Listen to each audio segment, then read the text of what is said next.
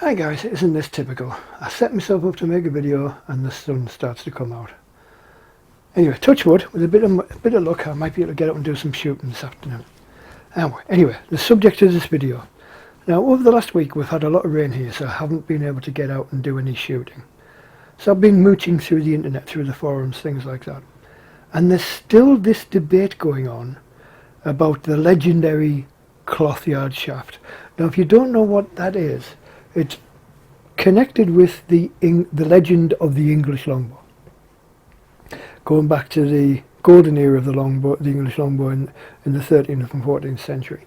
And the Clothyard shaft was supposedly this super long, lengthy arrow that was used to such effect during the 100 Years' War, like the battles of Agincourt, Crécy, that sort of thing.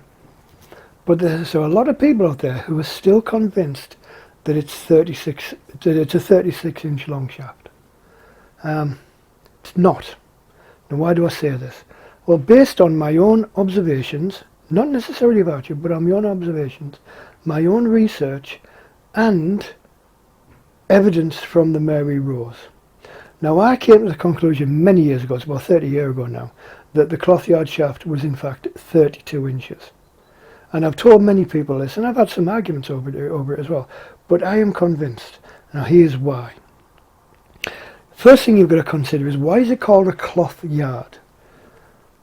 It's a very similar argument. If you know a little bit about English social history, you might know about the baker's dozen. I don't know if this comes into play in other countries or not, I don't know. But it starts within England, when bread was very heavy regulated, and each loaf had to be of a certain weight.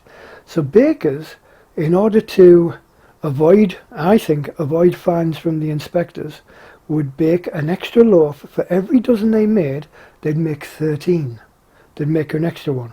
By the time they've made 12 dozen loaves for the day, they've got an extra dozen loaves. And I think that loaf, my personal favourite theory, is that they use that extra dozen loaves to pay the wages, or part of the wages, for the bakers, and to bribe the bread inspectors. Because if you were found to be selling a lightweight loaf, you'd be punished by a beating, a public beating. Anyway, I think the Clothyard shaft is a similar sort of thing. Now why do I say that? Well, first thing you've got to consider is, what is a yard? It's a form of measurement. It's been used in England for a very, very long time. We're talking, I think the yard itself dates back to the Roman. And basically the measurement system, your feet and inches, is based on the human body. For instance, an inch, originally called, now if I can get the pronunciation correct, isn't it, a whince, which is a pre-Roman Celtic Old English word. And it's based on your thumb, the first bone of your thumb. That's, generally speaking, in an average sized person, average sized man, that's an inch. That's what the inch was based on. The next measurement from the hand is the palm. Now that was later replaced by the hand, but the palm originally was 3 inches. The hand is 4 inches. The next one, which, by the way, 4 hands make up a foot. That's the next measurement, which was based on the average size of a man's foot. The next measurement after that, which for some reason I think originally was called an arm, because there is a nautical term, a yard arm. Now the yard arm is the very extremity of a yard. A yard is a crossbar of a mast, and the yard arm, which is the part where the sails and the ropes and ladders and things are attached to, is the yard arm, and tends to be the end 3 feet, 2 or 3 feet of the yard. Now that's my own personal theory. I've got nothing to back that up.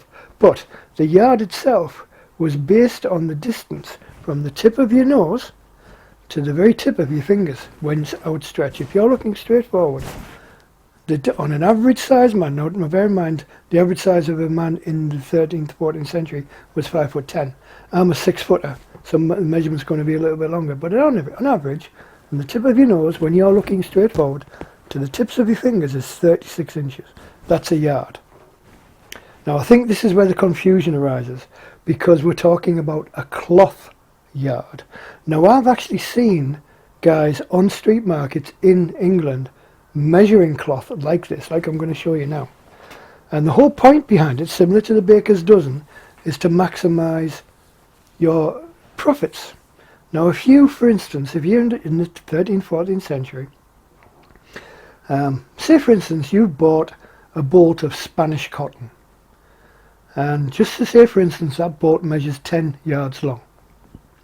Now if you measure it yard by yard by yard using a yardstick, it's going to take a little bit extra time, and you're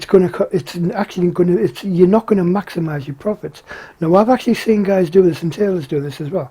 When they measure the cloth on the market stalls, they don't use a yardstick. It takes too long.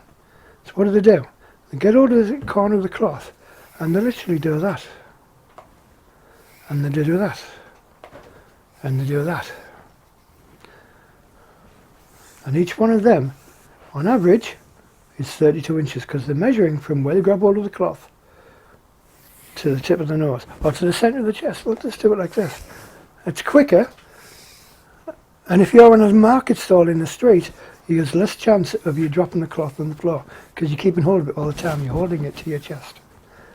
That's a cloth yard. That's how cloth merchants measure their cloth for ease and for speed of sales. Now, here comes the interesting bit. We've already established that a yard is 36 inches from the tip of your nose to the tip of your fingers. A cloth yard, just to illustrate the point, if I can find it. Now this is a 32-inch shaft.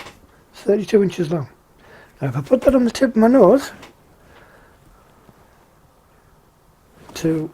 if I was measuring a piece of cloth, 32 inches.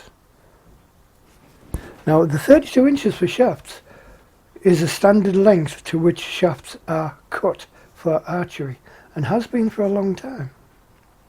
Is that coincidence? I think not.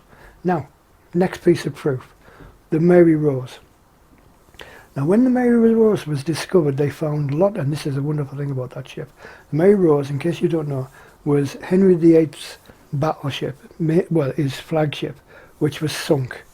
And when they excavated it 20 odd years ago now, they found longbows and arrows and the makings of arrows and all sorts of archery equipment.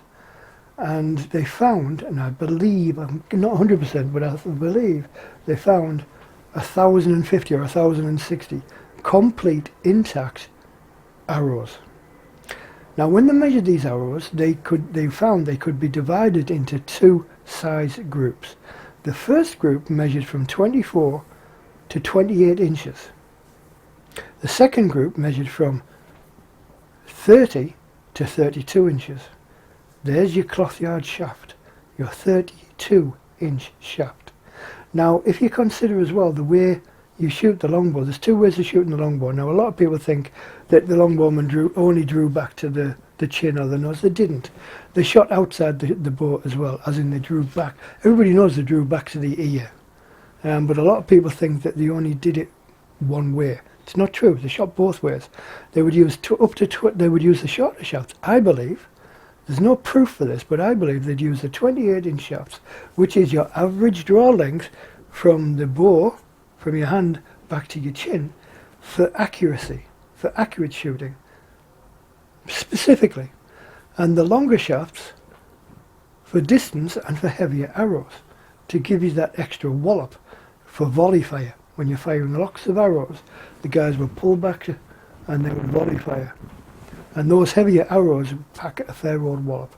But I think that's why they've never actually found on the Mary Rose an arrow shaft longer than 32 inches. Because that's what a clothyard shaft was. And that's what the standard arrow shafts were based on. They were based on human body measurements. Drawing back to the ear, yeah, you can 32 inches on average, you can do it yourself. I mean, actually, if I get a tape measure,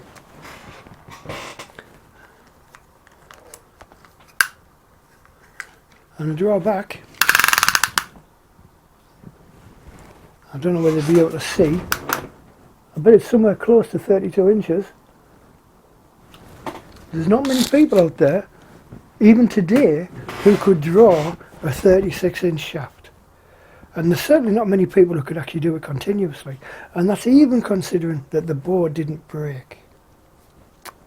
Anyway, that's my two penneth. That's my weighing in on the Clothyard shaft argument. But I've thought this for a long time, and it was just confirmed by the discoveries on the Mary Rose, to my mind. I may be wrong. I'm not saying it's 100% guaranteed to be correct, but that's my opinion on the matter. What do you think? Comment down below. Let's have a discussion. Does everything I've said make sense, or is it complete nonsense? I don't know. I like to think that I've got it straight in my mind. Anyway, cheers guys. Talk again soon.